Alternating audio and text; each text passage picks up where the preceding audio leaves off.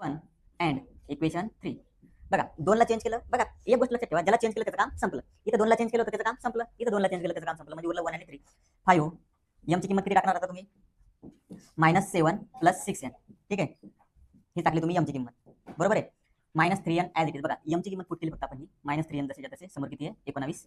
5 नंतर मल्टिप्लाय केलं, 5 7 35, 5 6 30, -3n जसेच्या तसे. इकडे समोर 29. आता 35 तिकडे जातील, इकडे किती उरतील? 30. बघा एक स्टेप टाकतो परत. 30 + 3n हे 19. 35 तिकडे गेल्यानंतर झाले प्लस 30 मधून 30 गेले 27n बरोबर 54. यांची किंमत येतील मग 54/27. 27 1 27, 27 2 54. यांची किंमत आलेली आहे 2. ठीक आहे, ही यांची किंमत जी आलेली आहे put n = 2 in equation 3. Equation 3 मध्येच ठेवायची डायरेक्ट, कारण आपल्याला डायरेक्ट यांची किंमत मिळून जाईल. याच्यामध्ये जे सबस्टिट्यूट केलेलं आपण त्याच्यातच किंमत ठेवून द्यायची. मग m बरोबर काय येईल? -7 + 6. यांची किंमत किती? 2. m बरोबर किती येईल? -7 + 12. यांची किंमत किती आली? 5. 12 मधून 7 मोठ्या संख्येचा साइन. कोणती मेथड वाटते आता?